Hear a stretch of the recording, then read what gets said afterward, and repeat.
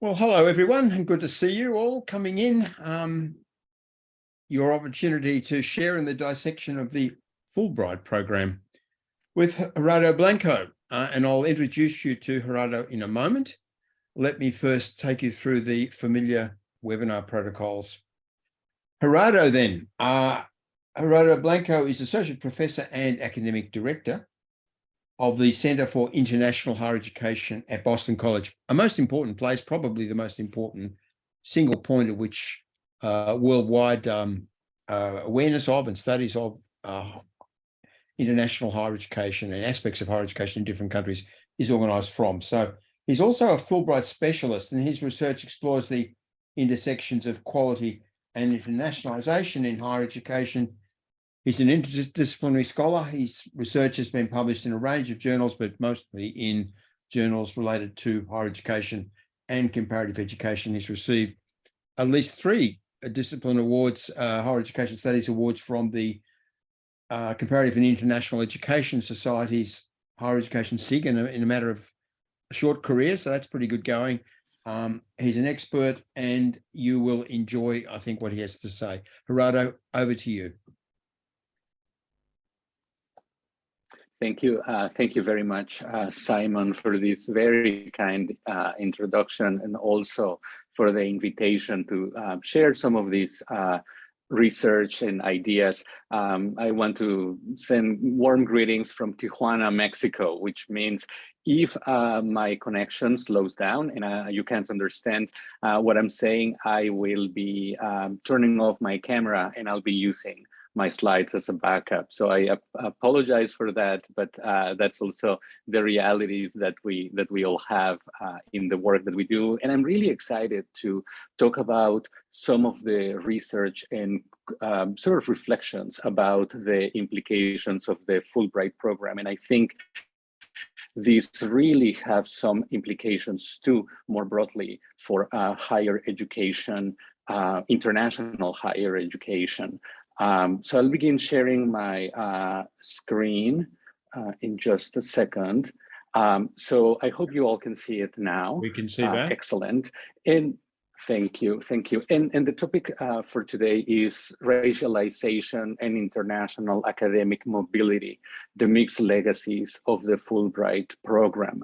And I think I wanted to first situate our conversation for today in relation to global competition and position taking in this global scenario. Very often it has been noted in recent years that branding and reputation management have become crucial elements for both higher education institutions, but also for countries. And I think this is a very important conversation to have, particularly in relation to the Fulbright program. In many ways, no longer we are talking about competition that happens among universities or higher education institutions, but also destinations, countries as destinations, and national tests impact greatly academic, and that we engage with branding. But my own critique of the field is that very often when we talk about marketing and branding in higher education, we do so either from a pragmatic way, in other words, thinking about it as a how-to or a guide or a manual, or we approach it from a critical standpoint that usually dismisses or rejects any potential insights, right? It makes it difficult to gain insights about these practices of marketing and branding. And I think I'm trying to do a little bit of a different approach to engaging with this notion. It's also important to know that and to note that academic mobility is one of the most competitive aspects of internationalization. Certainly, competing for mobile students is certainly very, very important. But also, it's important that we think about how national perceptions are connected with this competition. In this sense, and I think this is how I'm arriving to the notion of looking at the Fulbright program in the United States, is that I argue that there are certain programs that are emblematic of a particular country's internationalization approach. This is particularly important in the American case because, as it has been noted many times, there isn't a national strategy because of the decentralization that exists in American higher education.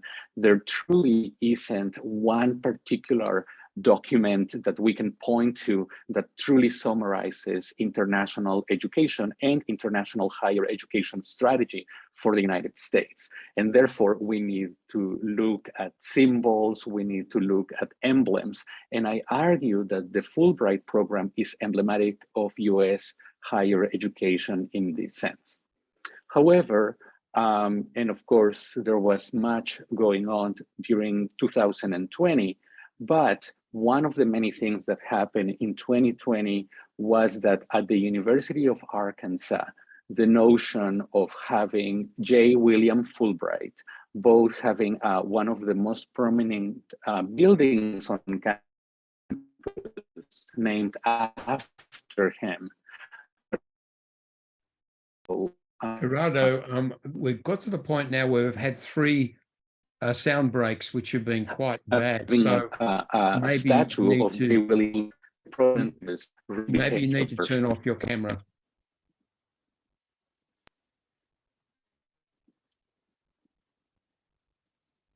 Hello. Thank you, Simon. Yeah, maybe the camera needs to go off. I hope it's up a little better. Well, we've missed most of the last 30 seconds.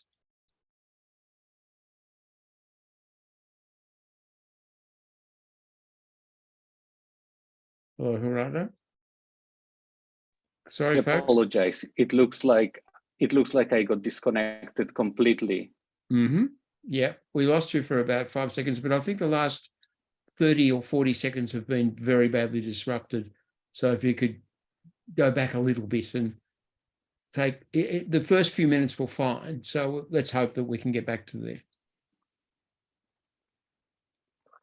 Thank you, Simon. I apologize for my connection. I'm starting my share, my screen share again. Yeah, good.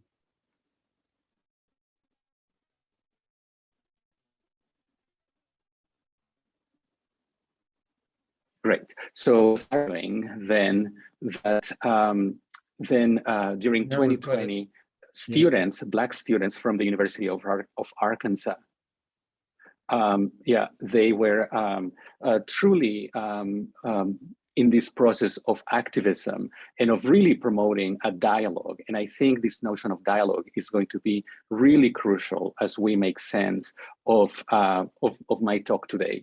That truly, it really was a student-led process that sought to make sense of the legacy of J. William Fulbright, not only on their campus, but more broadly. Of course, this movement caught my eye, and therefore, I was really intrigued to see what kind of reactions might be taking place in the international education world. And I was quite surprised to discover that there was no conversation taking place within our field. And I thought this is why I've decided to write about this phenomenon, to talk about it, and to really bring it up whenever possible.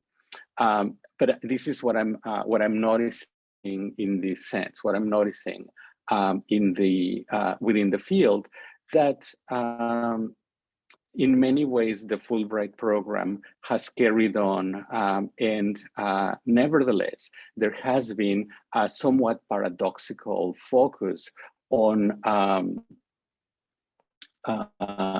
promoting and focusing more and more on diversity in relation to the Fulbright program. A lot of this work, first of all, anti-Black racism is evident in many aspects of US internationalization. More recently, anti-Asian racism and violence have part motivated, of course, by the presidential administration in the United States that in many ways pointed to Asian populations and Asian Americans in the United States in many ways in relation to the pandemic. But there has been a long history of anti-Latinx racism in the United States that is often connected with anti-immigration processes. So in this sense, there are many different aspects in the United States, including higher education, that truly cannot be separated from indigenous genocide and slavery. And I really think that's a central part of the work that we are doing. And yet critical race theory is becoming banned in schools and universities of certain states. And I think this really makes me wanting to have a conversation about the importance of dialogue and about the importance of truly looking at the legacies and the role that we have in higher education to open up some of these processes. I am very excited, of course, to have a truly global audience today, because I really think there are certain intersections between the work that we are conducting on the Fulbright program, but also about the global movement, for instance, of roads must fall and fees must fall, and so many other controversial, of course, characters that nevertheless have their names and legacies have been used for many elements and programs of international education. But very often, and this is the part that I wanted to be perhaps a little bit defensive preemptively, very often we think about these issues as a woke issue, or perhaps a seeking promoting a cancel culture within higher education. But I think in this sense, it's very important that we ask truly, who is the real snowflake in these conversations? At least in the United States context, it is conservative governments that are truly looking to ban conversations, for example, about race, but they often do that on the basis of protecting the feelings of more privileged or historically well-served populations. And I really think that's an important conversation, or an important piece of the conversations as well. But another one, and I think this is the invitation today, is that the silence of the international education community on issues of race, particularly on the Fulbright issue, is deafening. So I want to talk briefly about a research project that I conducted with a couple of now graduates from our master's program in the Center for International Higher Education. And in particular, we were looking at, in this context of racial justice and movements for social justice in international education, how is the Fulbright program branded? And in this sense, we were looking at the notion of brand personality, which is a theory well established in marketing that looks at the construction of brands along a set of characteristics or personality attributes. And we were looking at which of these attributes were most salient when branding the Fulbright program. In this sense, it was very important to note that very often the notions of competence and excitement were the key elements for the Fulbright program. In conducting this analysis, we were looking at different key documents and websites, as well as social media for the official accounts of different aspects of the Fulbright program. And we found examples like the quote on this second bullet: innovators, trailblazers, Fulbrighters. And we really found that this was the general overview, right, of how the construction of the brand of the Fulbright program was conducted. So another quote also from these materials is passionate and accomplished students and scholars. So in many ways, the first two elements, this idea of competence and excitement, perhaps we could talk about exciting competence as being the main element of the Fulbright program, but also other elements, the other aspects of brand personality were sort of in the background, right? But they really were truly just the background to this notion of exciting competence, which is the main discourse that we identified in these documents. But I also thought, and I think this image can be quite helpful in making sense of the issues that we are discussing today. So this image is directly taken from the main page of the official Fulbright program, but it is also an image that appears in several different materials that describe this Fulbright program. And we really, I think this image captures a few of the discourses that we were identifying in our research. First of all, the person that is depicted here is Emmanuel Johnson. He received a Fulbright Award as a student, and now he is a postdoctoral researcher looking at artificial intelligence and many different aspects related to technology. But what's salient in this image is the notion, right, that he is manipulating through his computer these robots. And sort of this idea, again, highlights this notion of competence as being the central aspect of the Fulbright brand. But we are identifying that more and more diverse Fulbrighters are becoming an important element of the program. And I think this is particularly significant because in many ways we know, and I think this is part of the work that I will discuss in future as to, well, what comes next. But one of the things is that initially in its history, the Fulbright program was not really focused beyond Europe in particular. And I really think that's an important component of the program and the history and the legacy of this program. I also think it's very important to recognize that the Fulbright program has not been historically particularly diverse in terms of race and ethnicity compositions of the Fulbright recipients. And this is something that we need to be looking at more closely. But I also think that it is not truly just to talk about or to focus on diversity within the Fulbright program without having some reckoning with this legacy. J. William Fulbright, during his entire legislative career in the United States, opposed racial integration in schools and in public spaces. That is a very important part of the history that we need to consider in contrast of this push for exciting competence and for diversity within the Fulbright program. There is, however, in the website of the State Department of the United States, a note which is the first bullet displayed in this slide. His voting record, J. William Fulbright's voting record on civil rights, contributed to the perpetuation of racism and inequality in the United States. I think this is a truly shocking statement about somebody whose name represents international higher education in the United States for audiences around the world.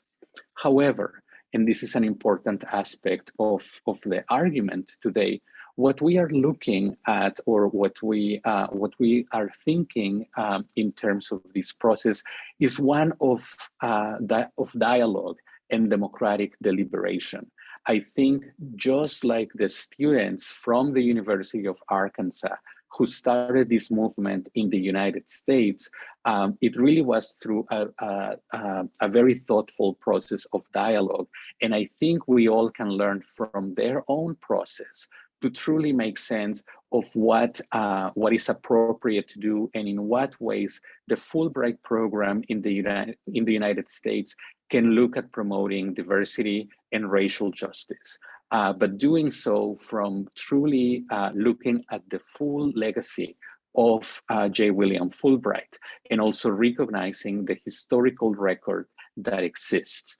Because what you see on the right-hand side of this slide is what happens. This is a screenshot of part of the research of, one of the research activities that we conducted in preparing the article that I was referring to a moment ago.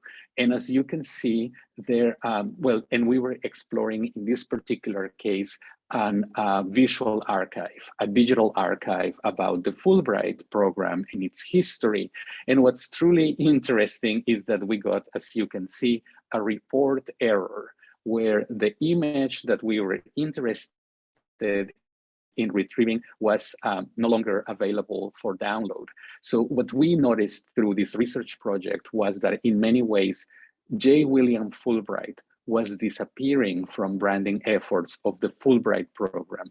There was this somewhat subdued acknowledgement of his legacy, but that was it. What was very noticeable, for example, was that on the website about the 75th anniversary of the Fulbright program, J. William Fulbright had disappeared in plain sight. References to his contribution to the program were not mentioned.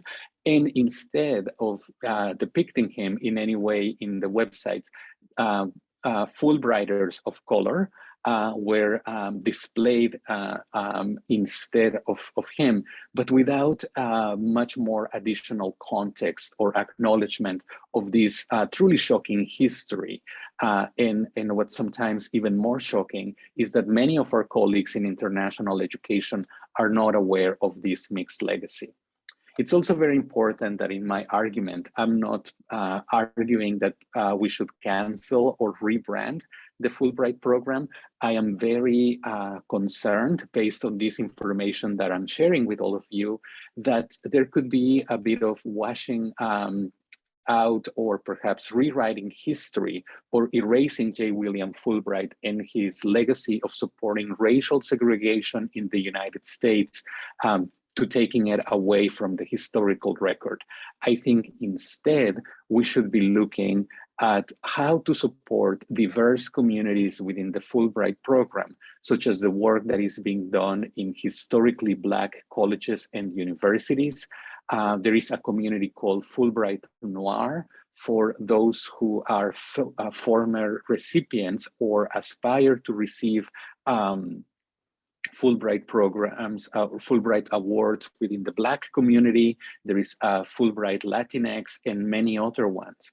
I think it's very important that instead of erasing the record, that we look for making up for this negative legacy and promoting specific diverse communities within international education. But also, and this is part of the future work that I'm very excited about leading in CGHE into the future, is that in many ways, we need to look at these top producing institutions of Fulbright recipients. The Fulbright program is a very prestigious award within the United States context, but we are beginning to notice that there are some significant inequities when we look at the top producing universities of US students for the Fulbright program. We really need to look down the list to find even a public university. Highly selective private institutions that are very well resourced tend to be those top producing institutions. And in this sense, I believe that this is something we need to be looking at much more closely. So in closing, I just want to thank you all for listening. I apologize that my video didn't carry, but I hope that nevertheless, there can be a good number of questions, perhaps some reactions to these ideas. And the most important piece that I want to encourage here is that we engage in a dialogue, which I think is most important. So thank you all for your attention.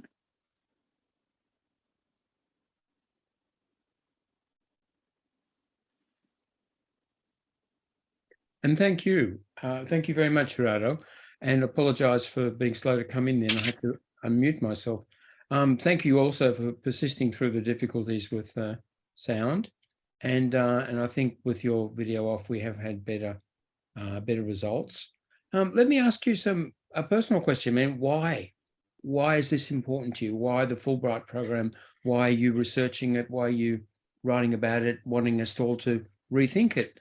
I think, as you are very helpfully doing, what's brought you to this point? Thank you, Simon. That's a very inviting and thoughtful question. I think, first of all, because I am myself a Fulbrighter, and I didn't know this legacy myself. Many of you may know I am from Mexico. I first aspired to receive a Fulbright Award to go to the United States and study there. I wasn't selected the first time around, but the notion, what the Fulbright program stands for in terms of mutual understanding, academic mobility, international cooperation is incredibly important to me. It is incredibly important for the work that we do in centers like the ones where we are affiliated. I think it's incredibly important for our students. And I think learning about this legacy matters to me as a person of color. But I also tend to be rather flexible about the way I think about these issues. I like to tell my colleagues in America that I became a person of color in 2005 when I moved from Mexico. I was not used to think about or to think along racial lines in Mexico. Inequality in Mexico is usually more along the lines of socioeconomic status, income, and elements like that. So certainly that's important to me. I also think this notion of reckoning with history, we have to talk about race. And I think very often we talk about race in ways that are incredibly polarized.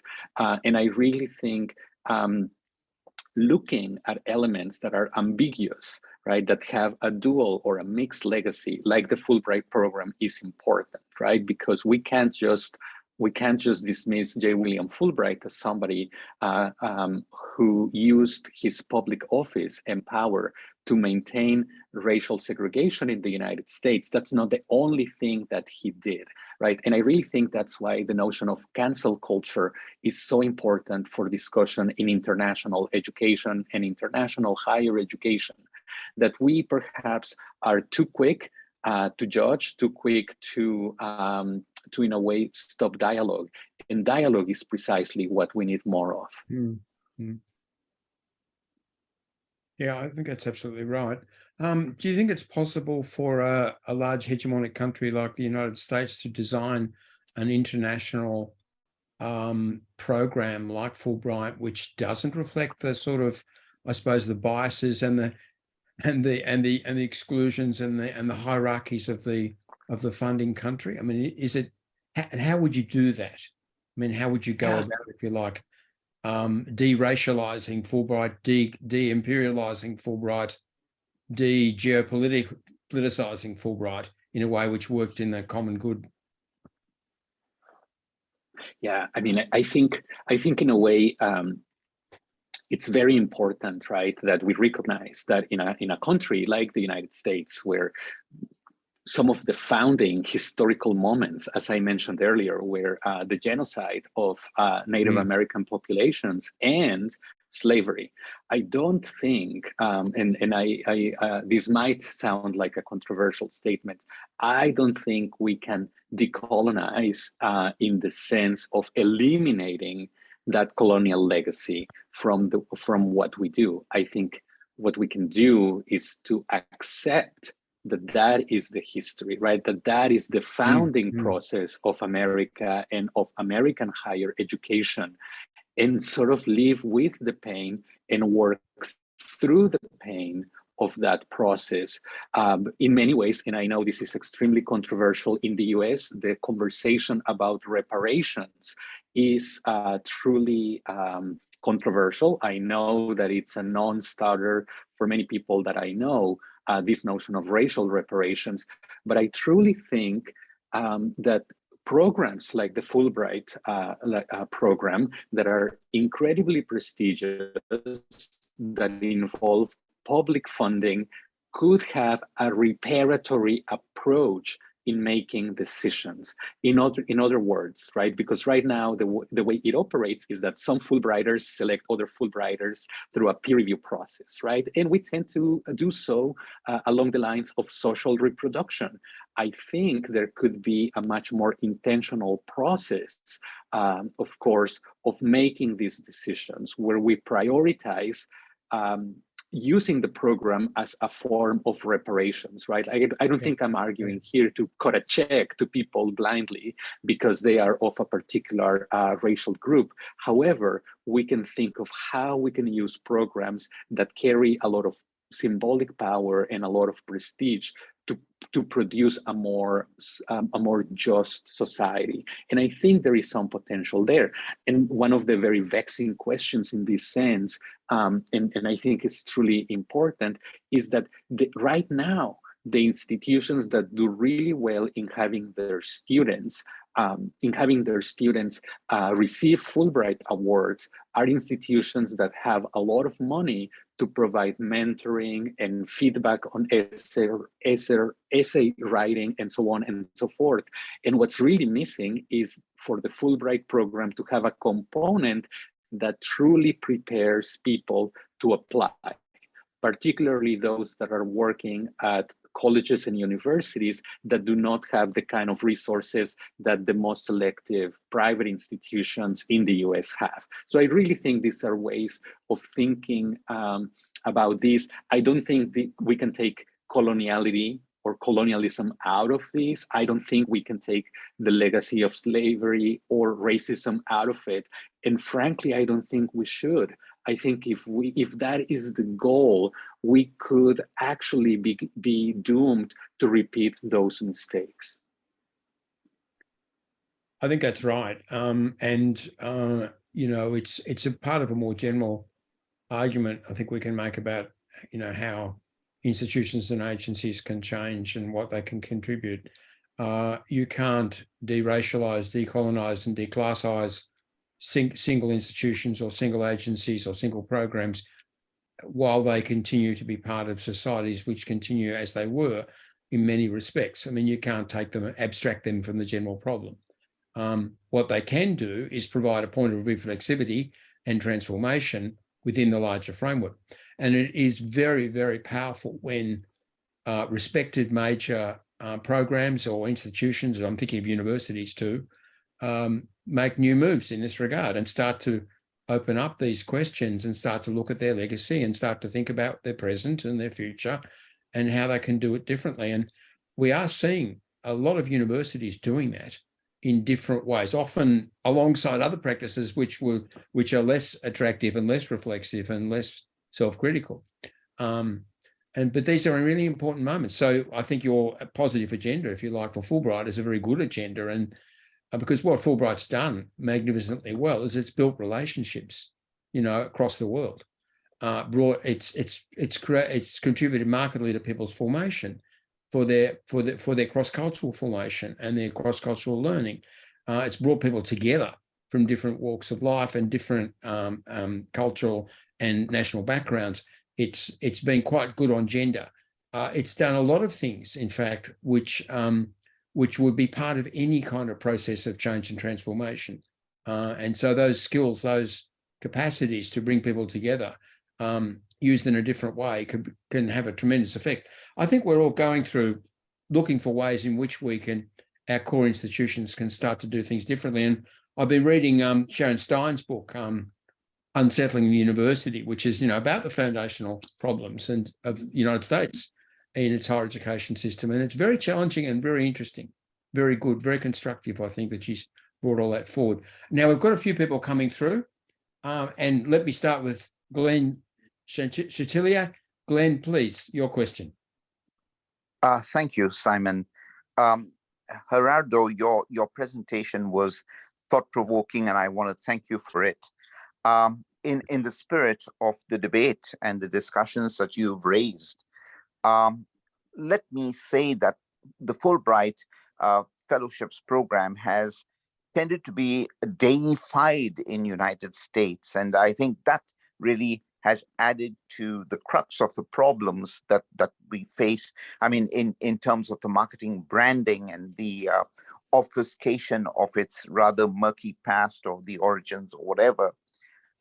Given the trends in education today, moving beyond borders, do you think that a part of the repositioning or the rebranding of the Fulbright would be of the Fulbright program would be to, and a challenge, I think equally, would be to offer these the Fulbright opportunities outside of the United States to kind of grow the brand in other contexts, in other academic contexts, and then to kind of regenerate the spirit that is intended for the Fulbright impacts or networking or what have you.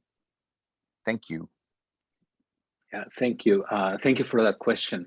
Yes, I mean, first of all, I would completely agree. This idea of deifying or sacralizing this program is maybe what makes it so challenging, right? Like you can't. In 2008, we learned the expression "too big to fail," and I think the Fulbright program is precisely that. It is too big to fail. You can't, in many ways, pull the strings, and I think perhaps that's why many of our colleagues have been shy to even precisely because it has been, as you say, recognized that the Fulbright program is many programs indeed that operate in slightly independent ways. Of course, there is the student program, and that has many different categories. There is the scholar program, as well as it works through these binational communities, right? So these commissions are established between a particular country and the United States. That's why the Fulbright program has many different anniversaries, because the establishment of those binational commissions has varied significantly. As I mentioned earlier, the oldest ones are in Europe, whereas some of the most recent ones were in Africa, kind of mapping onto these global inequities that I was referring earlier to. Yes, but even with all of that, right, even acknowledging these nuances and these too big to fail, I really think in a way, and I think it's starting to be done, right? Like I think this notion of replacing Fulbright himself with Fulbrighters, right, who are much more diverse, who maybe in some ways of their careers and works more closely resemble the values that are stated in the Fulbright program, that is a good move. However, it can also become unauthentic or disingenuous very quickly.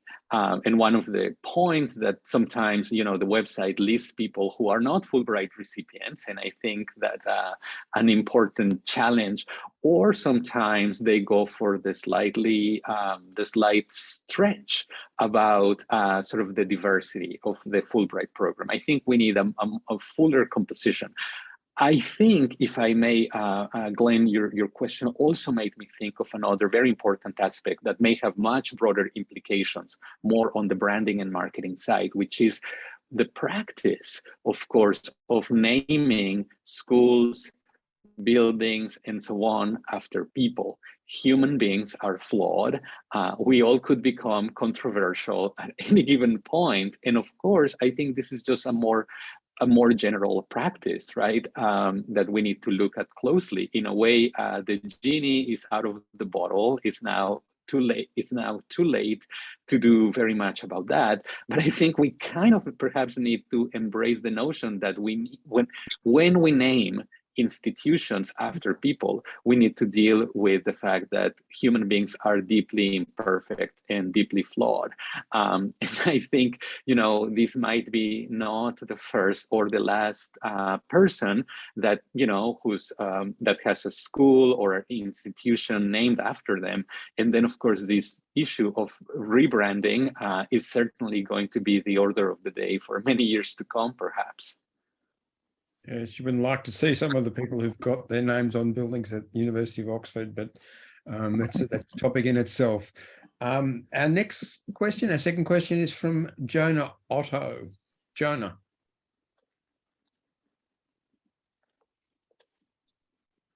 Hello, Jonah. Yes, sorry, I was hi, Gerardo. Thank you so much for the presentation. I had a question to one of the points that you touched on early in the slides about the US's lack of a formal national level strategy for internationalization. What kind of role could that possibly play here in helping programs like Fulbright and others handle working with their legacies and what that means going forward, or working in strategies that deal with decolonialization or anti-racism in branding, marketing, or in other ways you might foresee? Thank you, Jonah. This is very important, right, and very unique to the United States. But I tend to be a little bit pessimistic sometimes about the situation in the States in relation to a strategy for international higher education. I mean, one of the problems that we have encountered is strategy or policy was a letter from last year where the Secretary of State, which is sort of our foreign secretary, the Secretary of Education, and they also tried to include the Secretary of Homeland Security. These three cabinet level positions are the ones that have at the federal level in the United States an involvement with international education. Because there are international programs that are part of the Department of Education. The vast majority of foreign aid engagement and the Fulbright program are under the State Department or Foreign Secretary. And then, of course, Homeland Security is in the business of issuing visas and determining who constitutes a threat to national security in the United States. And all of these issues intersect. So the letter was issued a year ago, excuse me, and yet nothing else has happened, right? Like many colleagues in the field thought that this could be the beginning, perhaps, of a new stage in strategy, but it really hasn't changed very much. And in many ways, the time may be running to people in these positions. There has been perhaps more coordination, and I attended a panel a couple of weeks ago at the American Council on Education, where representatives from from the Department of Education and the Department of State came together to kind of look back at the legacy of that process, but not much change has happened, right? And I think this is concerning because, and this was said at that particular panel, we don't have kind of one strategist in chief for international education. We have many. Every senior international officer at an American college or university has that role, right, of establishing an agenda. And that creates a very challenging situation because in many cases, what they are looking at is at competing with each other. The other part, and another panel during that during that convention too, was that there was a panel with representatives from Universities Canada, Universities Australia, and people from the American Council on Education. But there was a big difference with the amount, and Universities UK, I should not forget that, but the centrality of an international strategy for the conversations, whereas it certainly was much secondary in significance for our American colleagues. And I think that's very symptomatic of the reality that we are facing. And that's just what it is. So all we can do, I believe, is like keep bringing it up, right, and keep making the arguments. But every day, right, that this goes on, we continue to see the influence of the United States as a destination for international education and as a place that is considered for international education strategy erode and being in many ways replaced by other actors. I don't think that that's the worst situation, but I think it should be concerning, at least within the United States.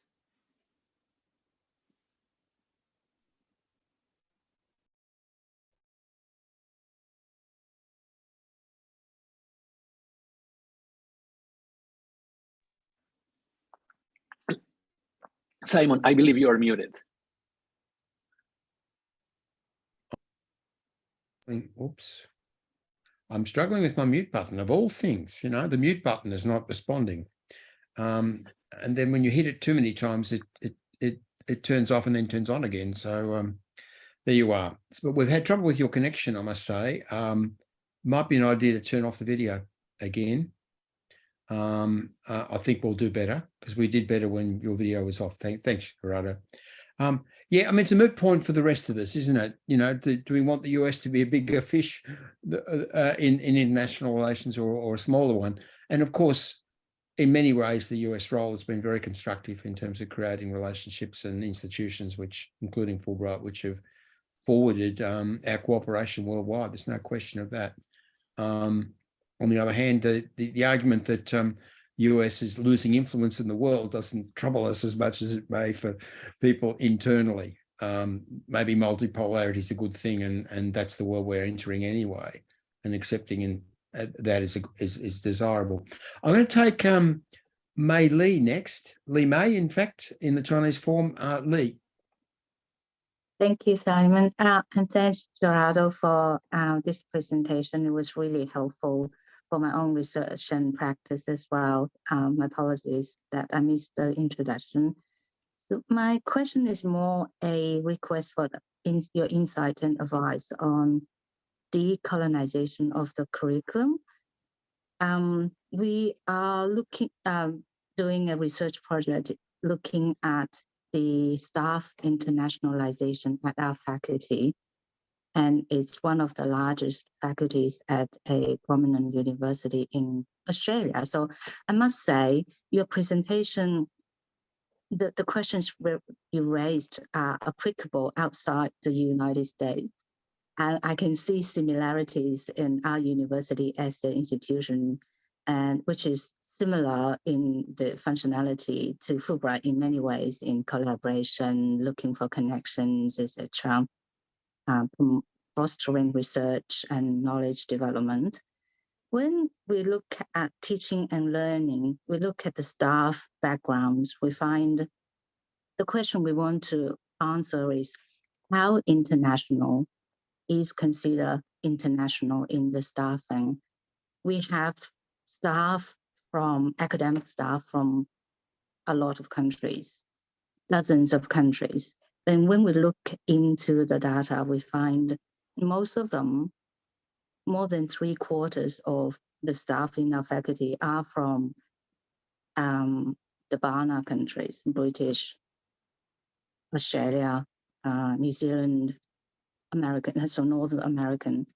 And how do we consider this international? Like, would you have, is there any benchmark available for us to judge? Because when we see traditionally, we have to admit that these countries do share an umbrella framework of curriculum that are Western-centric. I might be making a very bold statement here, but when we compare them to the other countries or the former colonized countries or the current colonized countries, you can see the similarities in the curriculum. Sorry, I wonder if that makes sense, Gerardo. And the sentence was, the question was quite long, and if it's not relevant, just let me know. Thank you. It made a lot of sense, and I'm very grateful for your question. First, I'm grateful for your statement that it appears as though some of these ideas are applicable beyond the context where I was looking at, and I think that's what we aspire to do, right, in the work that we do, and in having a webinar like this, we want to come together with ideas and exchange these practices. So thank you for that. I think it makes a lot of sense. I think the answer is challenging. I think part of the problem that we have is that very often what we must do is to establish some targets. Certainly, this is the way we often deal with the question of diversity in the United States. And in doing so, this is very challenging and very controversial, right? Because even when in, let's say, at an institution, and let's not look at staff composition, but let's look at student body composition, because very often, right, we say, well, in a way, we have more history diversifying the student body than we do diversifying the staff. But sometimes institutions set certain target groups, right? They say, we are doing okay in these groups, and it doesn't mean we want to discriminate against them in any way, but we have them, right? They know how to get to us, they know where the door is, they know how to open it and how to get through. However, there are some groups that we have not been able to recruit very well from, and that perhaps we need to make some additional efforts, right? So it's not about limiting access to any one group, but to focusing or emphasizing on access of those groups that are identified as targets for recruitment and because they would bring something that enriches the institution. Perhaps the way to deal with what you are discussing is to say, whether we are talking about contents, readings in the curriculum, or the composition of the staff, we need to establish certain targets, right? And perhaps you could say there are some foundational texts that everybody reads, these authors, and we have certain countries like the BANA countries you were referring to that, you know, your institution already does well, or the institutions that you're looking at rather already do well in attracting from, but there are some targets that need to be done. It's that need to be identified and focused on, and that's a challenge. And it is controversial, but sometimes it has to be done. And I think it's better to have an open and transparent process of dialogue than attempting perhaps at just decolonizing, diversifying more broadly. Thank you. Thank you. That's really encouraging, I have to say. Thank you. And I just got another comment from another colleague from here as well, who is sharing about your country, Guna. Thank you, Guna. And I would welcome your to learn more about this project as it unfolds. Thank you. I was considering presenting at this for this group as well later in the year, so I will put together a draft for Simon. Hopefully it will be useful for the group. Thank you. I hope so.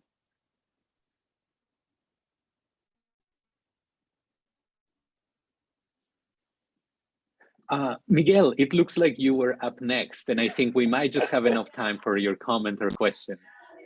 Yeah, no, thanks, Gerardo. So I hope you can hear me. I'm also in a cafe. It's slightly sunnier here than in my office.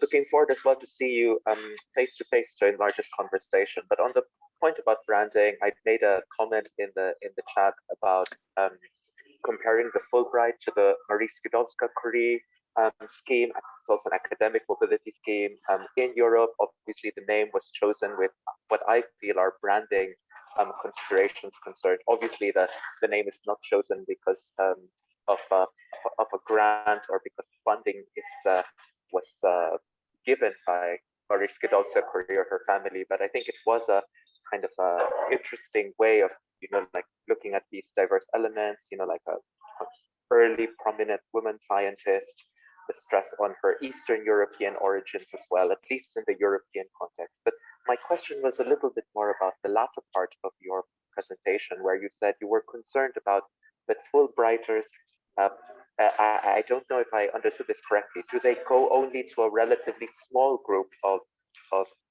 American universities? I don't know whether I misunderstood that. And my question was about the criteria, about how they are chosen. So you mentioned that you're involved as well in choosing Fulbrighters, but is it only about academic excellence? Is a kind of wider portfolio of, do they have social responsibility, or are there affirmative characteristics, indicators that are involved in the ways that Fulbrighters are chosen? And yeah, I mean, and I guess that potentially has implications, obviously, on who applies, but also potentially where they go to. So I think, at least in the European case, that they also have this concern that most of these academic mobility fellowships are going to quote unquote well-developed countries within Europe, and also within those countries into a relatively small number of already international or globally oriented universities. So in a way that it just depends on what I guess the purpose is of the Fulbright fellowship, or what they are trying to achieve. Thanks. Thank you, Miguel. And I mean, I think there are problems with all of these elements that you have focused on, right? In many ways, yes. Really, what I was referring to earlier, you did not misunderstand it. Did not misunderstand it. It's, what happens is there is a group of institutions, right? Every year, the Fulbright program identifies the institutions that received the highest number of Fulbright awards. The top 20 producing, so-called, and that's a very that's an additional badge of honor, right, to be part of that list of top producing institutions. But they're all very similar. They're all highly selective private institutions with endowments of several $1 billion. I think that is a challenge, right? Like, I think that's something that we need to be looking at. Not all of them, but the top ones, right? You need to go down the list to find the first public institution in this list. But then what you mentioned too is part of a challenge, right? Which is where our students are choosing to go, but that's, connected to the awards are available for different regions. So it's the destinations are a little more diverse. That's a good thing. But I was fascinated by your opening point, which is, I think we could look comparatively at some of these programs, because I think the one you were referring to also highlights that duality sort of the nationality, right? Like, you often have these prominent scholars that are claimed by more than one country within a regional context, and I think that would be a fascinating. Also, the intersection of gender and how very few women, right, are represented in these aspects. So I look forward to continued conversations, certainly in person as soon as possible. But it looks like time is getting us to us all. So I want to thank you all. And I am so sorry that my connection caused us some concerns and troubles. But nevertheless, I appreciate everybody's grace and patience.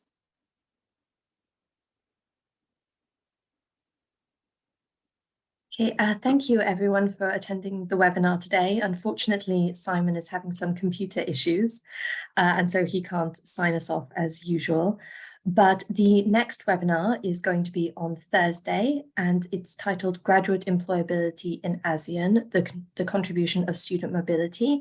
So it would be great to see some of you there if you have the time. But otherwise, thank you very much for joining the webinar today. And thank you, Gerardo, for an excellent talk. Thank you. Thank you very much.